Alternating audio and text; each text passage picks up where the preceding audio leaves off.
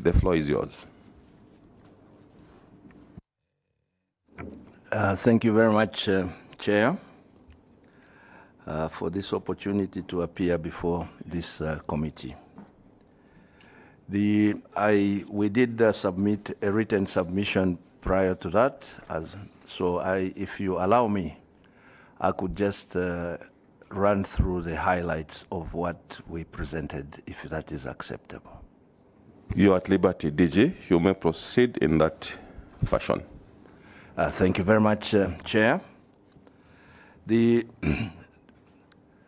are here to request for the ratification of the protocols relating to the amendment to the Convention on International Civil Aviation, Articles 3Bs, Article 50A, and Article 56. The Civil Aviation Authority was established in order to regulate civil aviation in this country to ensure safety, security, and efficiency of the civil aviation sector. The Civil Aviation Authority is the body through which, delegated body through which the government interacts with the International Civil Aviation Organization on matters related to international as well as national aviation. As a contracting state,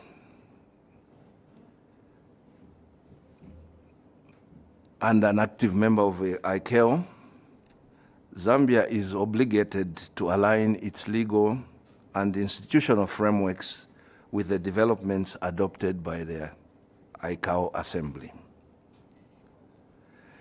I would like to commend the government's proactive consideration of the ratification of the protocols relating to the amendment to the Convention on International Civil Aviation, Article 3Bs, Article 50A, and 56. This reflects Zambia's ongoing commitment to strengthening global aviation cooperation, improving oversight, and aligning domestic and legislation with international standards. Chair, sir, Article 3Bs, let me proceed to Article 3Bs. Article 3Bs deals with the protocol relating to the interception of aircraft that may enter the Zambian airspace without authorization. This article is intended to ensure the safety of the passengers. The background to this is that after the Korean aircraft, which was shot, I think in 1983, it became apparent that in order to protect human life, due to mistakes that may be made by the airline or the operator, something needs to bring the international community together to try and safeguard life. And that was the basis of Article 3Bs. Article 3Bs was adopted by ICAO in 1994 and became effective in 1998. For us as a civil aviation authority, this article has a bearing on our assessment under the International Civil Aviation Organization through the modalities adopted by ICAO when they assess the state's compliance to the Convention on International Civil Aviation. And it affects our effective implementation.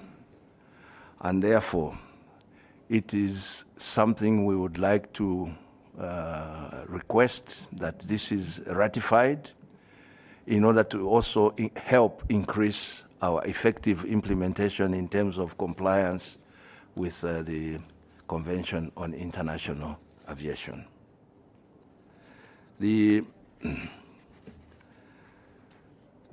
I'll just read the highlights of the reasons for Article 3Bs. That is, 1, the protection of human life and the safety of civil aircraft. 2, legal security and harmonization of international law. 3, preventing the misuse of civil aviation. And number 4, compliance with International Civil Aviation Organization standards and recommended practices. That is the issue relating to Article 3Bs. I would like now to move to Article 50A. Article 50A seeks to increase the number of the ICAO Council from 36 to 40. This is more of an administrative nature, but because of the nature of the International Civil Aviation Organization, there is a requirement that 2/3 of the member states ratify this protocol, this article, in order for the membership of the ICAO Council to be done. We feel that this, the increase in the number of Council members will assist, especially developing countries. As Africa, we also look towards getting additional members on the Council with when this article is adopted.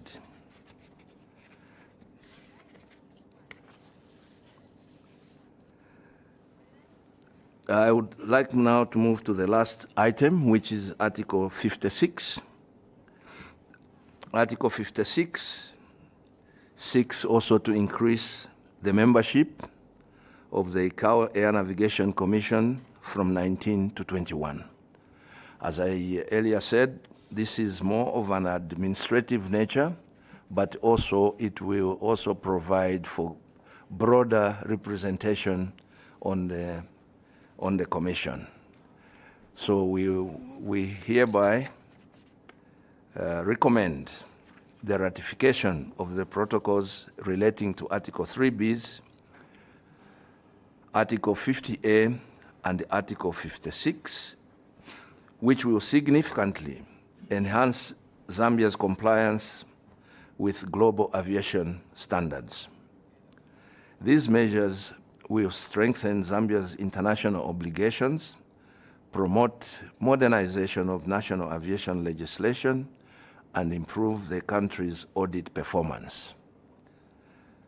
Ratification will also foster greater cooperation with international partners and reinforce Zambia's statute within the global aviation governance structures.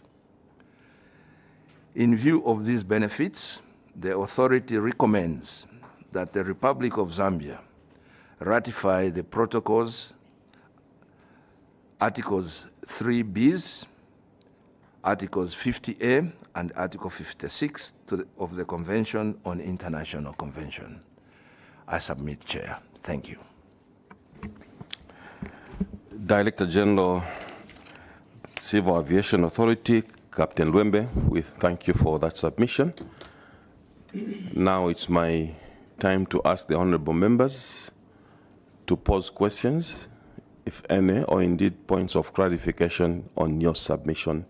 And by the way, DG, you are at liberty to ask any of your two colleagues to help you respond to any questions that you feel can be handled by such a member of your team.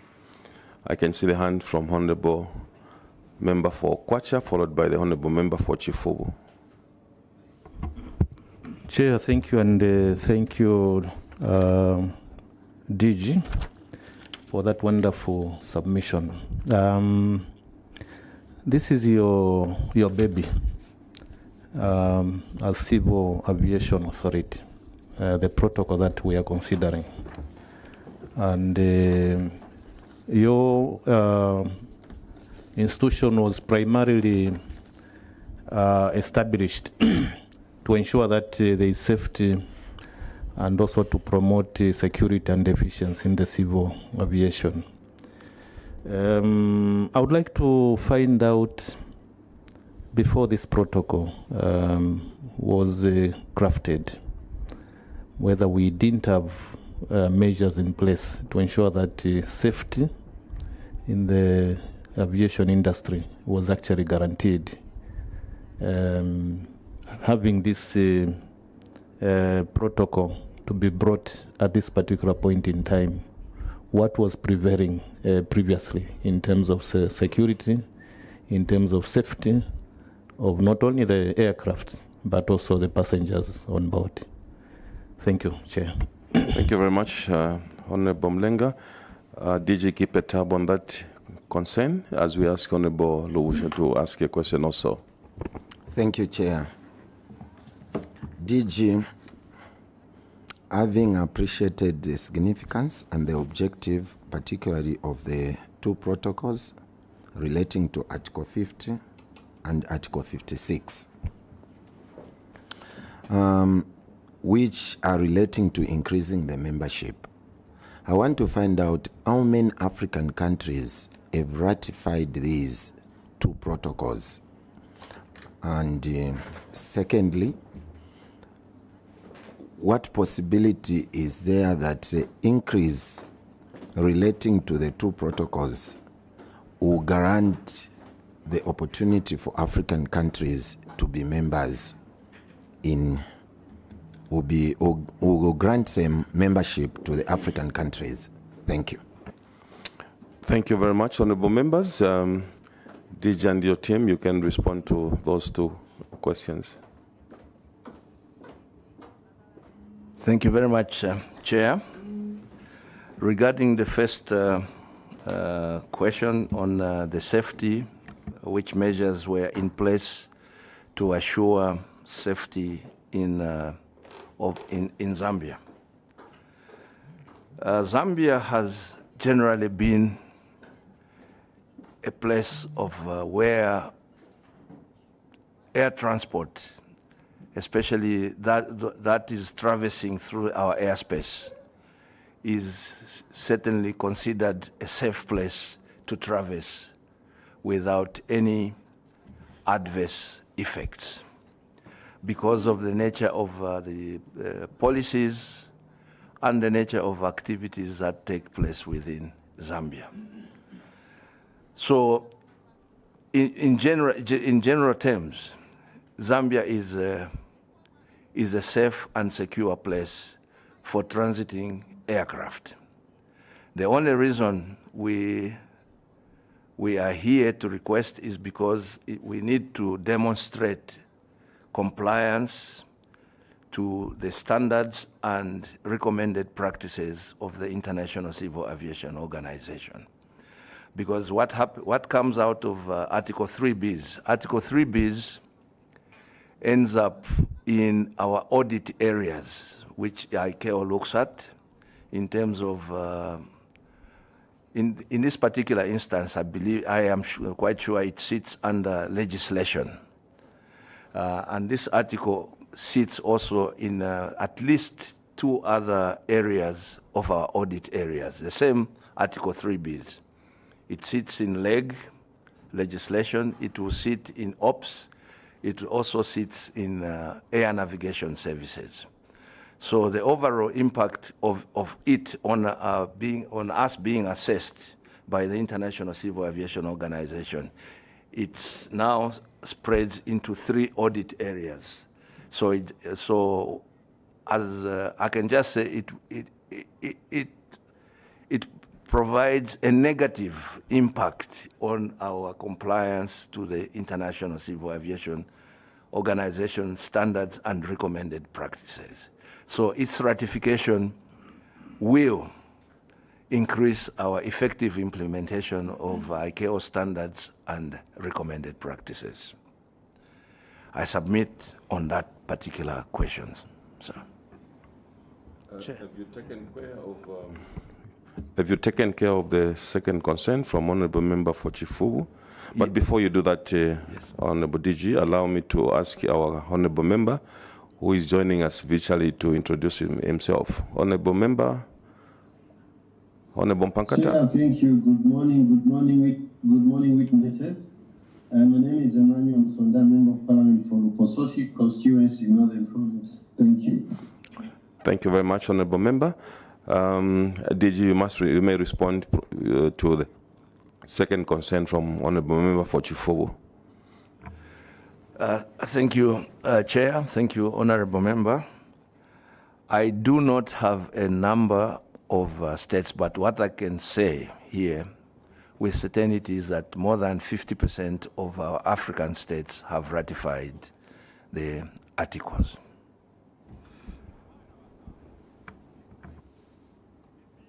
Thank you very much. Just switch off your horn. Thank you very much, Honorable members, for those questions. I can see Honorable Nundwe is itching to pose a question, and then followed by Honorable Mutotwe Kafwaya, in that order. Thank you, Chair. Just for interest's sake, what were the comparing reasons why Zambia has delayed for us to be ratified? That's number one. Number two, what are the commonest, most dangerous weapons that are against the civil aircraft in flight? Thank you, Chair. Thank you very much for that. Those two concerns. Keep a tab. Honorable Mutotwe Kafwaya, you may proceed with your question. Honorable Chair, thank you so much for the opportunity to interact with the Civil Aviation Authority. DG, I would like to begin by appreciating your submission and further the responses you just offered to my honorable colleagues. I have noted that you have highlighted the fact that Zambia has a safe airspace. Now that is very important. And you have also highlighted the fact that this particular ratification largely is to align with ICAO international standards. Now, when we align with the international standards as promulgated by ICAO, we are largely benefiting other nationals or other equipment owners from other countries who may utilize our space because our space is safe. But my thinking is that we should also have our people in mind. Our people ought to be safe when they traverse airspaces of other countries. To that effect, I would like to find out how many Zambians, indigenous Zambians, in the past 6 years have been able to procure helicopters or private jets. That's number one. And then number two, I would like to find out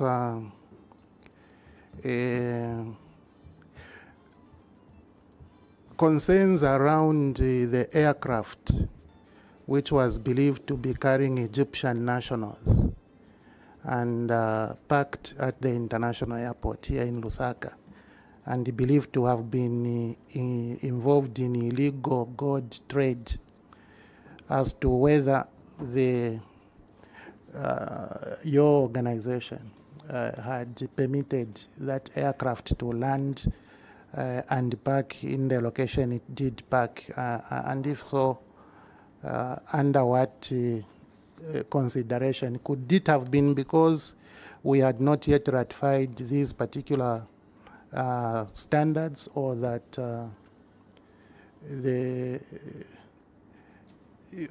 under what circumstances was the aircraft allowed to land in Zambia?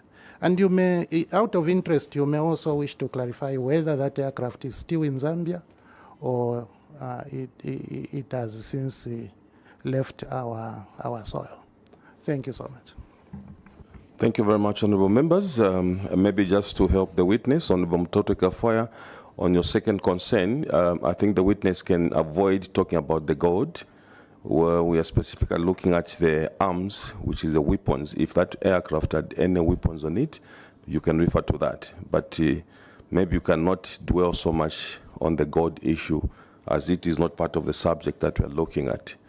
You can attend to the 4 concerns, 2 coming from Honorable Bright Nundwe on the issue of the delay and the commonest weapons that are actually dealt with. And then you can also deal with Honorable Mtote Kafaya's concerns.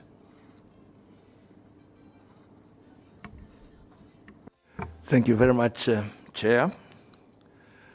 On the first issue on the delays in the ratification, I would say this is just an administrative matter in terms of the civil aviation itself presenting these matters through our ministry and through cabinet, and then eventually through the processes that are required in order to ratify. What I do know, all I can say is that from where I sit, because this became one of the issues that we picked up to say from 2024 that we need to get this over the line, because as we were preparing for the ICAO audit in 2024, and we started the process.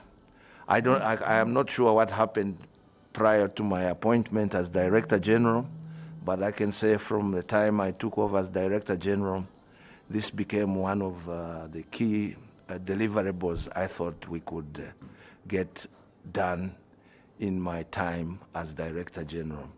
So that's all I can say on the delays in the ratification.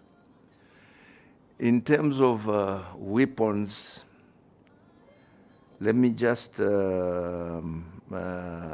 I cannot specifically say which weapons, but any arms, basically.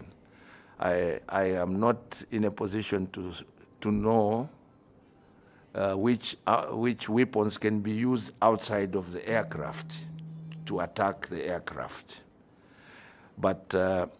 But maybe, just for clarity, I can ask my colleague, who's an aviation security expert, maybe to talk a little bit more about, to contribute, if you allow, Chair, on weapons and the securities. So. Just before it comes in, I think let's bear in mind here that we are talking about nations avoiding the use of weapons to any planes that might venture into their airspace. Use of weapons in trying to bring down that airplane, just like you cited an example of a South Korean airplane that was brought down that time. I think we need to separate the two. Is it weapons in the airplane which are suspected by that particular nation, or the nation, a sovereign nation, is suspecting a plane that overshoots into its airspace, suspected to be carrying weapons? Maybe if we can separate the two, weapons inside the aircraft or passengers. In fact, we are talking about the civil airplanes which are carrying passengers overflying into a sovereign state's airspace. The protocol, the 3 Bs, is saying nations must avoid using weapons to bring down that plane, in short, to safeguard the lives of the passengers and that of the plane. So I think we need to distinguish between these two. I don't know what Honorable Nundwe actually meant by saying what type of weapons. Maybe, unless you are so specific, is it the weapons to bring down the airplane or the weapons inside the plane? Both. He's saying both. Captain, you are, remember, you are familiar with it. Maybe you can expand that. Thank you very much, Chair. Before I ask my colleague, prior to Article 3Bs, there was, we had interception procedures for aircraft. which tells that if an aircraft strays into a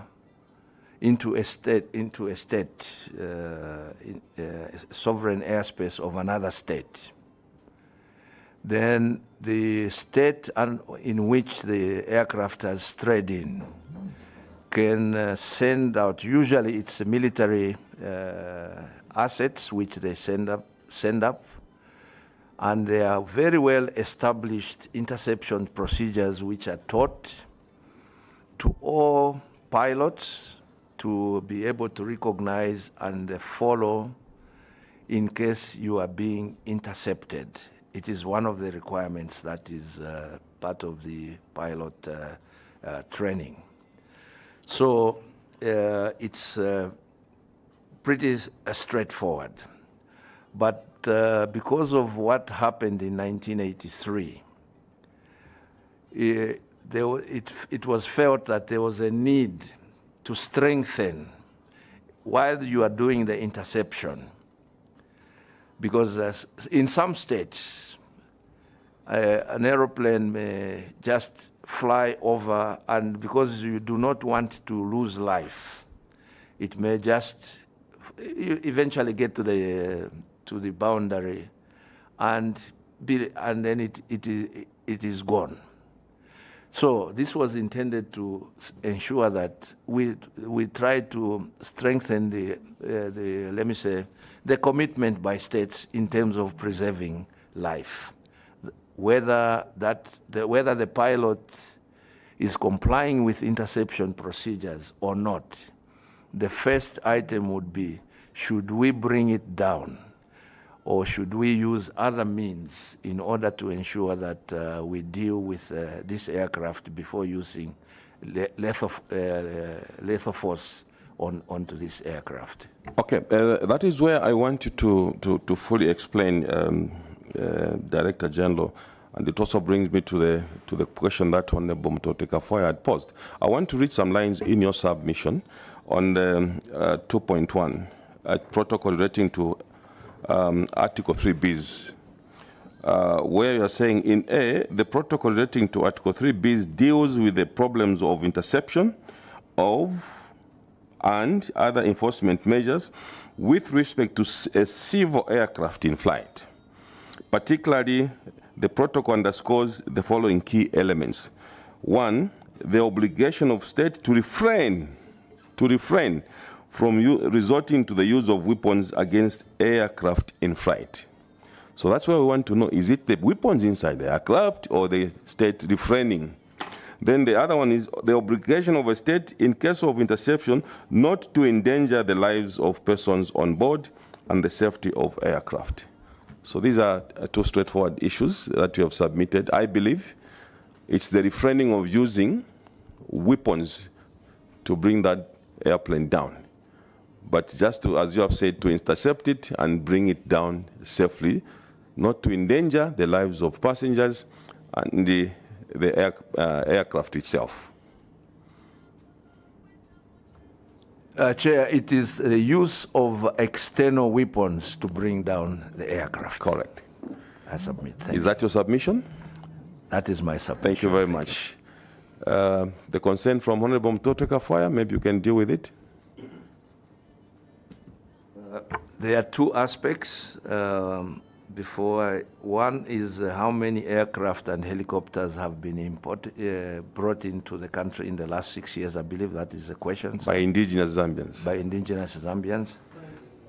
Private ones, I do not have that information to present to the committee at this point, except that there have been importations of aircraft into Zambia. The number and whether they are helicopters or the number of helicopters and aircraft, I cannot give at this specific time. DJ, you are protected by Cap 12. Thank you very much for that response. We don't want you to mislead this committee by giving numbers that you don't know. Unless you have anything to state on the same, you may proceed. Thank you very much, Chair. No, that is the first one from the honourable honourable member. On the other one, that is relating to the Egyptian aircraft. I I would like to ask my colleague who oversees aviation security to respond. Thank you, sir. Thank you very much, DG. Over the incident of the Egyptian aircraft, as already said, in relation to this discussion of the article, Honorable Member, the article, as already said, is explicitly on interception from outside. So with the issue of the Egyptian airlines, in terms of if there were any weapons or anything, I think it's something that we cannot submit at the moment as a Civil Aviation Authority. But in terms of any weapons that may have been used outside the aircraft, there is nothing that can be submitted. I would like to submit DG over this matter. Thank you very much. Maybe just to amplify Honorable Mtotegafa's concern, was the plane intercepted or it was permitted to land? Chair, the aircraft landed in Zambia through the actual approval process was done. Thank you very much. Honorable Mtote, are you? Please, your mic. Do your right, and then Honorable Luwozi will do the last question. Okay, so, sorry, Chair, it's actually not a right. I was just reminding the witness, the component of my question that may have been omitted, where I requested to know if that plane is still on our soil or that it is no longer. Is the plane still on the Zambian soil?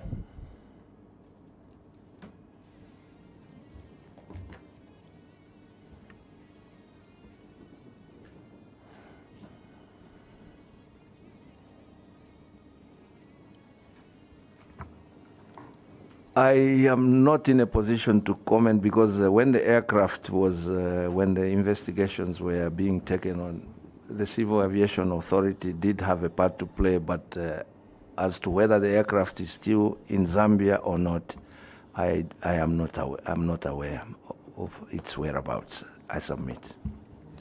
Thank you very much. Civil Aviation Authority, DG, we will ask Honorable Luwozi to ask the last question. Thank you so much, Chair. DG, as we ratify these protocols, we have certain airspaces that are quite fragile because the countries they are in the war zones, such as DRC, South Sudan, Central African Republic. And what is the protocol saying? In an event of Article 3Bs, where the plane is brought down by rebel groups in a country where such a country is a member, what is the protocol saying to protect such a country? Secondly, we have circumstances under Article 3Bs where before a plane is brought down, there is communication with the people on the ground and the people in the plane on whether that plane should land safely, but in an event where maybe the pilot does not comply with the demands and it is shot down, what are the consequences and effects? Because there is communication and that person has failed to comply. Thank you. Okay, on the second part, I think the DG mentioned something on the process of interception, but you can still repeat, DG, for the benefit of our honorable member. The first question, very interesting. In countries where there is instability, rebels, are they also being taken care of in this Article 3Bs? Thank you, Chair. The war zones or unstable places pose very difficult challenges for the aviation industry. And these are discussed at various fora to try and find ways in which to quickly share information within the civil aviation system that there's a danger that may occur to civil aviation in these particular areas.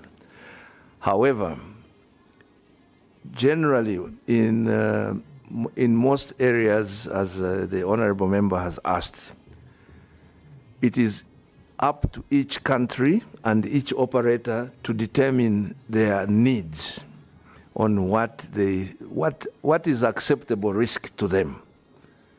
And usually that also comes with insurance for them as well, in that sometimes where you, depending on the level of perceived threats to civil aviation in certain areas, the insurance companies issue areas of exclusion where they tell you that you are not authorized to fly in these areas. But you may, depending on your on your needs, and you may take the risks that come with that. Generally, sorry, that's the only thing I can say, because that is, in fact, for each and every flight that is operating, the operator is required to make its own judgment. And in this case, also the country may prohibit its airlines from operating in certain regions, and the airline itself may prohibit its own crews from operating in certain regions, depending on the threat levels that they have arrived at as a result of their own risk assessment. Like what is happening in the Middle East? Exactly, Chair.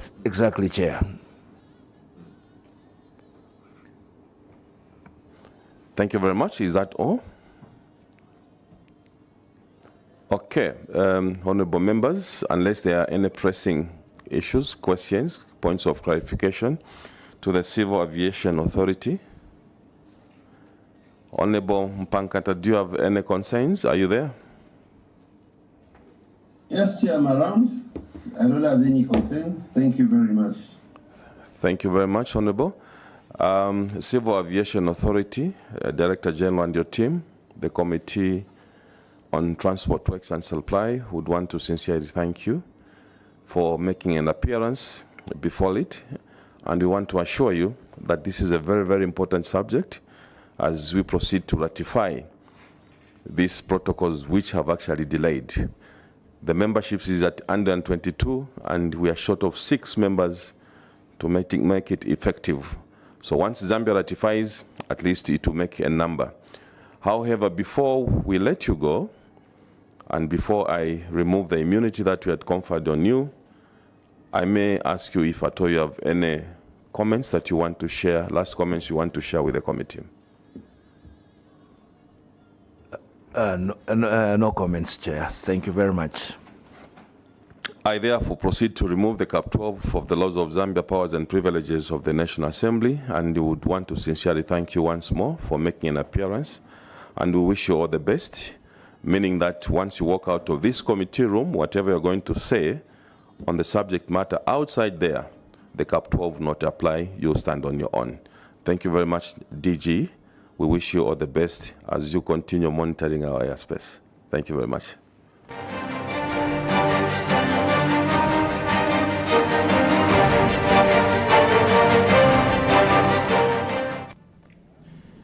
There you have it, the Committee on Transport Works and Supply, who are considering the protocols relating to the amendment of the Convention on International Civil Aviation, Article 3, Article 50A, and Article 56. The witnesses that were making their submissions are Zambia Civil Aviation Authority. Later on, we do expect Zambia Law Development to make an appearance to the Committee on Transport Works and Supply. My name is Chashinsha Wusenga. My sign language interpreter is Jason Manda. Keep watching Parliament TV.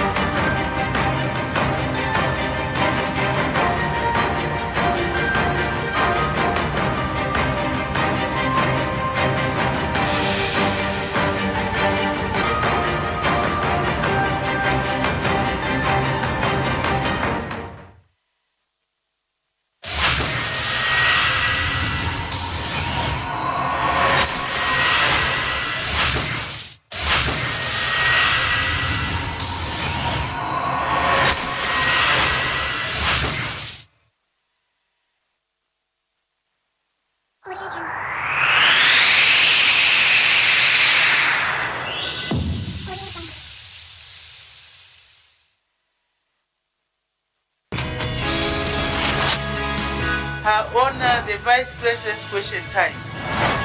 Questions for oral answer understanding order number 76. For a matter to be admitted, it has to be of recent occurrence. Continue watching Parliament TV, a channel dedicated to bring Parliament closer to you.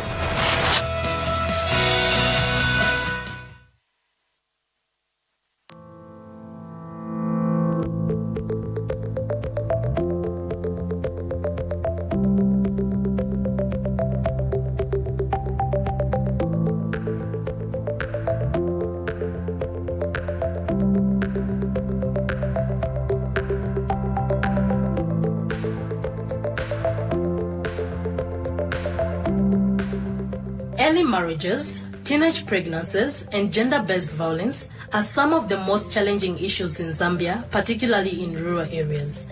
It is a practice that not only violates the rights of young people, but also limits their potential, education, and future. These vices are rife, especially in rural areas, and a number of traditional leaders are alive to this fact and are doing everything possible to curb this vice.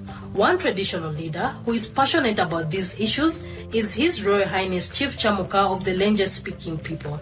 He is a respected traditional leader who balances tradition with modernity.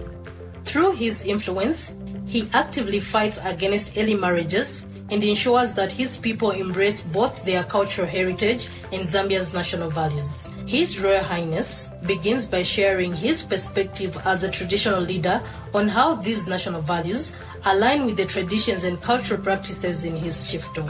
National values provide the baseline of the ethical compass and regulate our people's daily behavior in the application of our traditions and the cultural practices, as we may be aware that each person is expected to behave in a particular way in order to align ourselves with the national values.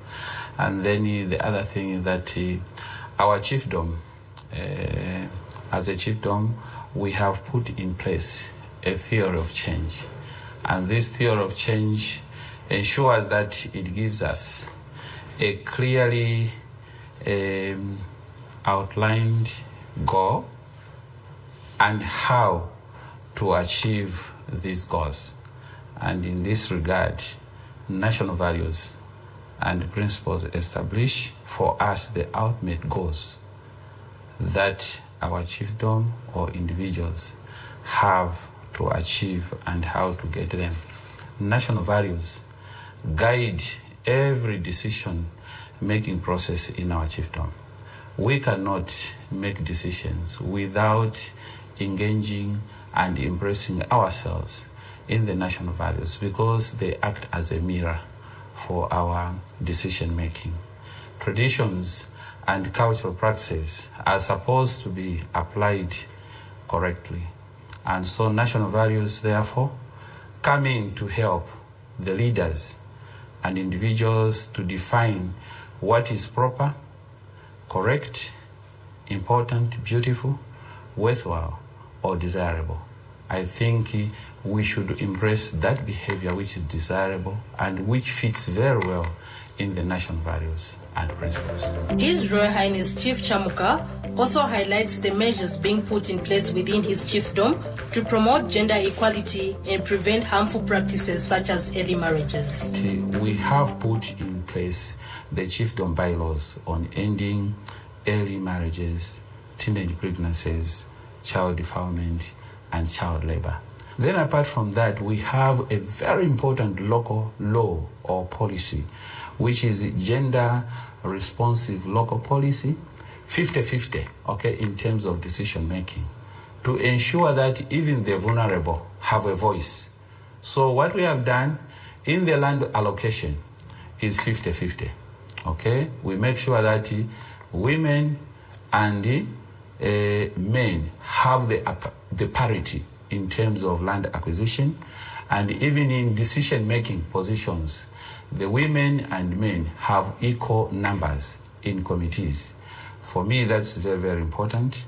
And then apart from that, we have put in place what we are calling Chamuka village-led one-stop and GBV Community Development Center. That is the center we have put in place, and under the roof of that center, what we do is to receive reports, okay, from the vulnerable groups in the community. When we receive reports, we provide basic legal services, because we believe that some women don't know where to go when they have got issues. So we have got people who have been trained as paralegal officers. Despite ongoing efforts of these vices, early marriages remains a significant challenge driven by poverty, limited education, and cultural norms.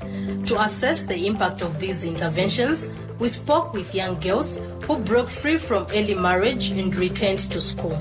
They shared their struggles, the difficulties they faced, and how education is now giving them a second chance at their dreams. In 2015, nizena nkala na mimba. So after that, pena nkala na mimba ninabwana kwatiliwa. So maji kwa pena kwatiliwa unawanga mebonimenya eo na sponsor senze bwino. So manje ndepena bwana kambana dawe singakwanisa unkala mu marriage just cause nkali mwana mng'ono. So ndepena nyamukirako na bwana ndoza ma parents wanga na dawe ufuna chika kuchukwa because sinkala bwino. Amuna wanga wankala nimenya elo amuna wanga yaziba bus driver. So after that wakabwera nshini kunimenya. So ndepena bwana ozela ma parents wanga. So ndepena bwana ozela dawe we mwino wake ufunika washita bwanji. Ndio ufunika kukamba mwino wake. So ndepena bwana aendera na chukako. So pena nkala pansi na bwana kama nkali mwana mng'ono nifunika nibwereche ku school. So ndevena bwerera ku school.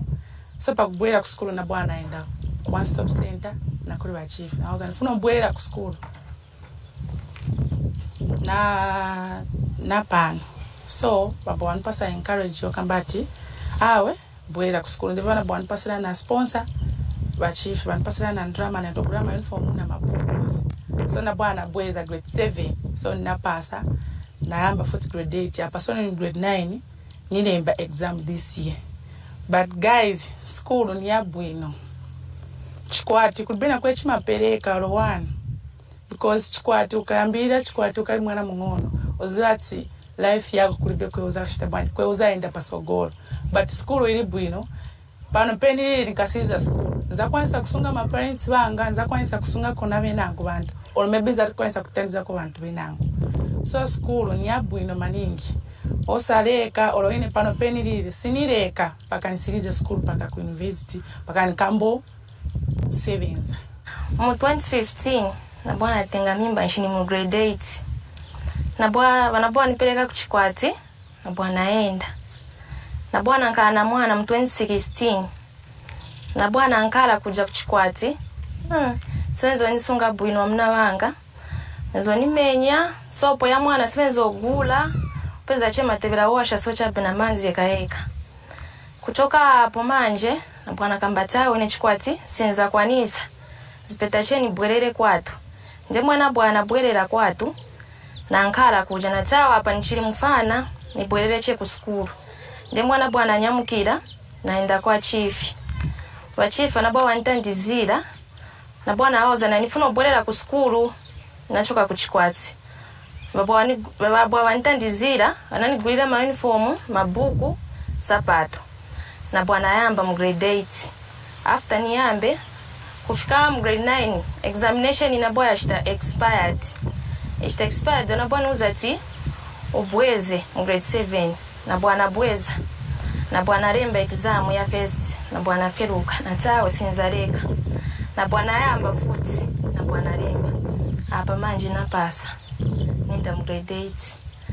And then support bambuya benzo ntandizira hapa niwo dwala sibamvera kuno so support kulipi. So hapa nezo funa unyamuka kwenda kwa chief kuti mantandisire ko support ya ku school. Ma guys muri mu chikwati please kulibe vili mu chikwati bwererani ku school ukabwerera ku school zaona na life yako eza kuendera mushi so that usungeko na ma parents bako na ma sisters bako na bachipuluru benangu nikushitanya encourage kubwerera ku school. His Royal Highness Chief Chamuka shares how he works alongside the government and other stakeholders to combat early marriages in his chiefdom. First is the area of advocacy. Okay, we engage ourselves in a robust advocacy program to ensure that we have legal reforms that are conducive, that uphold the rights of our people. I may be happy to mention, Matimba, that because of the advocacy approach or program that we have actually engaged in together with government, I think we have now in place the Children's Code Act number 12 of 2022, which protects the rights of the children and which stipulates clearly what is supposed to be done to the perpetrators or to the offenders, even clearly indicating the roles of each party, the children, the parents, the government institutions, the civil society organizations, and the others, including traditional leaders, what we are supposed to do, and the penalties, to that if we fail to do that. So this is a good act. And then apart from that, advocacy has also hatched out another very important act from your institution, the Marriage Amendment Act number 13 of 2023. This one is critical in our case. Through advocacy, this is critical. Advocacy and the government goodwill and the presidential good leadership. We have this act. At this time, Matimba, it is very, very important for all of us to understand that, unlike in the past, when we have laws that only concentrated on safeguarding the marriages and the people who are engaging in statutory marriages, but this time around, this Marriage Amendment Act is also looking at customary marriages. And by doing that, we have now a general statement which is cutting across all the laws in Zambia, that is statutory law and customary law. And this law puts in place the minimum marriage age, which is 18. Chief Chamuka's efforts are part of a broader national movement to combat early marriages and promote gender equality. However, gender-based violence remains a challenge for many. Testimonies by Moines Mazaza and others are becoming a driving force for change. Ndagawatwa mu 2002 mujiwati ndagakala 19 years pesi wina bugo tumundagajana mujiwati ndagahera bana bali 5 abasankwa mbena aba chitonje twagali kubereka twagali bulima twagali balimi then twalima twatebula yaho twatebula tindagali kujana mo share yonse bagali kwinyamuna then muguya kwa mazuba ndagali kukaragandilira mbwene obuso muguya kwa mazuba nkamondaja nabuyumuyumu gwa kutola bana kujikolo ndagahigunha kuti buli one stop center nko bagwashirira ibajisima problems muhiwati sombo ndagaunka bagatuka higanto omwe batulaya but still ipenzi lyagayindirira gwinda